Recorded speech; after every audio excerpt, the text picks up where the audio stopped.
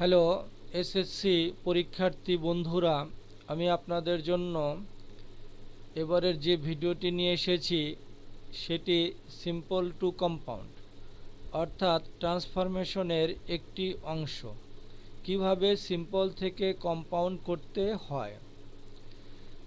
এখানে দেখুন সিম্পল থেকে কম্পাউন্ডের 8টি রুলস দেওয়া আছে।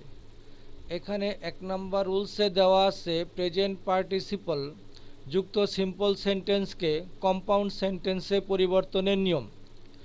এখানে দেখুন প্রেজেন্ট পার্টিসিপলের বাকি অংশটি যে টেন্সে থাকে প্রেজেন্ট পার্টিসিপলকেও সেই একই টেন্সে গঠন করতে হয়। একই সাবজেক্ট দিয়ে সেন্টেন্স দুটির মাঝে অ্যান বসে। এখানে দেখুন simple drinking water the writer wanted to save মানি। এখানে ওয়ান্টেড শব্দটি পাস্ট টেন্স, তাই এখানে ড্রিঙ্কের পাস্ট টেন্স ড্রাঙ্ক বসেছে এবং কমার পরে সাবজেক্ট হচ্ছে দি রাইটার। এই দি রাইটার প্রথমে বসেছে এবং এখান থেকে দি রাইটার উঠে গিয়েছে এবং ভার্বের পূর্বে অ্যান্ড যুক্ত হয়েছে। দি writer drunk water and wanted to save মানি। এরপরে দেখুন বন্ধুরা 2 নম্বর রুলসে আসুন বিং যুক্ত সেন্টেন্স, অর্থাৎ বিং এর বাকি অংশটি যে টেন্সে থাকে বিংকেও সেই একই টেন্সে গঠন করতে হয়। এখানে দেখুন এনবি বিশেষ দ্রষ্টব্য, বিং যুক্ত বাক্যে সাবজেক্ট না থাকলে একই সাবজেক্ট বিং অংশের প্রথমে বসে। এখানে দেখুন being honest he could not tell a lie. সৎ হওয়ায় সে মিথ্যা কথা বলতে পারে নাই। হি ওয়াজ অনেস্ট, এখানকার সাবজেক্ট হি প্রথমে বসেছে।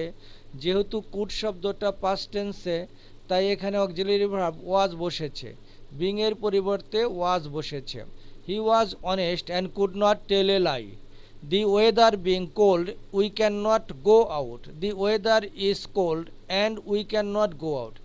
এখানে দেখুন বন্ধুরা প্রথমে সাবজেক্ট আসে তাই আমাদের সাবজেক্টটা লিখতে হচ্ছে এবং বিং এর পরিবর্তে ইজ বসেছে যেহেতু ক্যান নট শব্দটি প্রেজেন্ট ফর্মে।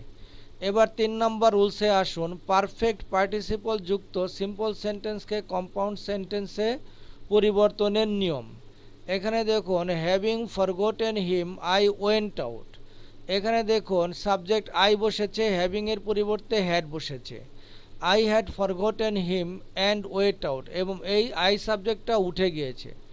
এরপরে 4 নম্বর রুলসে দেখুন 2+2 যুক্ত সিম্পল সেন্টেন্সকে কম্পাউন্ড সেন্টেন্সে পরিবর্তন করার নিয়ম, অর্থাৎ প্রথম 2 এর পরিবর্তে ভেরি বসেছে এবং দ্বিতীয় 2 এর পরিবর্তে অ্যান বসেছে এবং সাবজেক্ট হির পরে ক্যান নট বসেছে। এখানে 2-2 যুক্ত সেন্টেন্সে অ্যান্ডের পরে সাবজেক্ট এরপরে ক্যান নট বা কুড নট টেন্স অনুযায়ী বসাতে হয়। যেহেতু এটা প্রেজেন্ট ফর্মের ইজ তাই এখানে ক্যান নট বসেছে। They were two nice to be used. They were very nice and could not be used. দেখুন এখানে কুড নট বি ইউজড হয়েছে অর্থাৎ অ্যান্ডের পরে কুড নট বি। এখানে subject they were two nice to be used, এখানে they could not be used. Subject দুটো একই আছে, এখানে সাবজেক্টটাকে বাদ দেওয়া যায় অথচ এই সাবজেক্টটাকে পুনরায় ব্যবহার করাও যেতে পারে। এবার দেখুন অ্যাডজেক্টিভ যুক্ত সিম্পল সেন্টেন্সকে কম্পাউন্ড সেন্টেন্সে রূপান্তর। অ্যাডজেক্টিভ যুক্ত he bought a big fish. Big শব্দটা হচ্ছে অ্যাডজেক্টিভ, বিগ শব্দটা হচ্ছে adjective. He bought a big ship কম্পাউন্ডে করতে হলে he bought a fish and it was big. এই বিগ শব্দটার পূর্বে অ্যান্ড ইট ওয়াজ যুক্ত করা হয়েছে। যেহেতু বট শব্দটা পাস্ট টেন্স তাই অ্যান্ড ইট ওয়াজ এখানে ওয়াজ শব্দটা পাস্ট টেন্সে ব্যবহার করা হয়েছে। I helped a poor boy, so I helped a boy and he was poor. অ্যাডজেক্টিভটাকে নিয়ে আসতে হচ্ছে অ্যান্ডের পরে। আবার এখানে দেখুন কস্টলি, এটা একটা হি বট এ কস্টলি ড্রেস, অর্থাৎ এটাও অ্যাডজেক্টিভ। কস্টলি অ্যাডভার্ব হওয়ার কথা কিন্তু এটা অ্যাডজেক্টিভ। দেখুন she bought a dress and it was costly, কারণ এখানে এটা অ্যাডজেক্টিভ। কীভাবে বললাম দেখুন ড্রেস নাউনকে সে মডিফাই করেছে তাই কস্টলি অ্যাডজেক্টিভ। এলওয়াই শব্দ যুক্ত থাকলে পরে সাধারণত সেটা অ্যাডভার্ব হয়, কিন্তু এটা অবশ্যই অ্যাডজেক্টিভ। এবার দেখুন টু যুক্ত উদ্দেশ্যমূলক সিম্পল সেন্টেন্সকে কম্পাউন্ডে রূপান্তর। He goes to the library to read there, উদ্দেশ্যমূলক। সে লাইব্রেরিতে যায়, কোন উদ্দেশ্যে যায়? পড়ার উদ্দেশ্যে যায়। তাই এখানে হি ওয়ান্টস টু রিড, সে পড়তে চায়। এখানে হি টুর পূর্বে হি ওয়ান্টস টু ব্যবহার করতে হবে। And so he goes to the library, এরপরে যুক্ত করতে হবে অ্যান্ড সো। অ্যান্ড সো যুক্ত করার পরে এখানে প্রথম থেকে টুর পূর্ব পর্যন্ত লিখতে হবে। অর্থাৎ এই টু এর পূর্বে হি ওয়ান্টস লিখতে হবে, হি সাবজেক্ট, তারপরে ওয়ান্টস। এইটা পুরাটুক লেখার পরে অ্যান্ড সো লিখে হি থেকে টুর পূর্ব পর্যন্ত লিখতে হবে। এইভাবে প্রত্যেকটাই করা হয়েছে। The farmer irrigated the land to produce bumper crops, এখানে একটা সি হবে।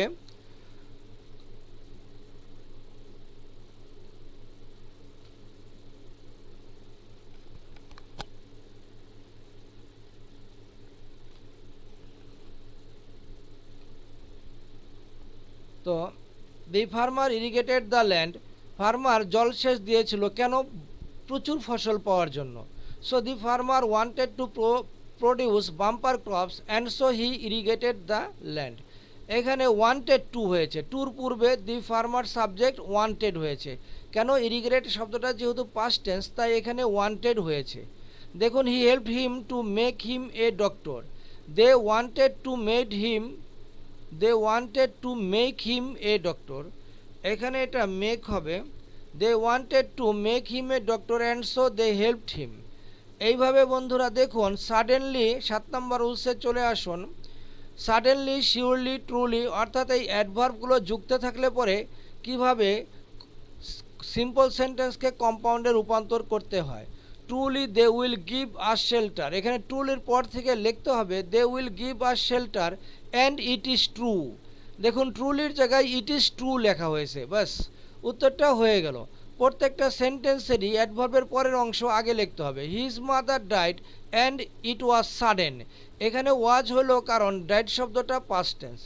এইবার দেখুন accidentally I met him at the station, I met him at the station and it was accidental. দেখুন এখানে ওয়াজ পাস্ট ফর্ম হয়েছে কারণ এখানে মেট শব্দটা পাস্ট টেন্সে আছে। শিওরলি হি উইল, এটা ফিউচার টেন্সে আছে। ফিউচার টেন্স অর্থাৎ পাস্ট টেন্স ছাড়া সকল টেন্সই এখানে প্রেজেন্ট ফর্মে হবে ইট ইজ শিওর। শিওরলির জায়গায় ইট ইজ শিওর হবে। সকল অ্যাডভার্বেই ইট শব্দটা ব্যবহার করা হয়েছে, তারপর একটা অক্সিলারি ভার্ব। আর শিওর নিশ্চিত, সেখানে শিওরলি অ্যাডভার্বের শিওর নিশ্চিত অ্যাডজেক্টিভ শব্দটা ব্যবহার করা হয়েছে এবং এটা নিশ্চিত নাউন, শিওর হচ্ছে নাউন, এই নাউন শব্দটি ব্যবহার করা হয়েছে। তো এভাবে দেখুন বন্ধুরা, এইগুলো ভালো করে খেয়াল করলে পরে অবশ্যই উত্তরগুলো সহজেই পারা যায়। তাছাড়া ভিডিওগুলো বারবার শুনলে পরেও উত্তরগুলো অটোমেটিক মুখস্থ হয়ে যায়। মুখস্থ করার থেকে বারবার শুনলে পরে সেটা সবচাইতে বেশি সুবিধাজনক হয় বা সহজেই মুখস্থ হয়ে যায়। শুনে শুনে পড়া মনে রাখার উপায়। তো বন্ধুরা ভালো থাকবেন। ভিডিওটি ভালো লাগলে লাইক, কমেন্ট, শেয়ার করবেন।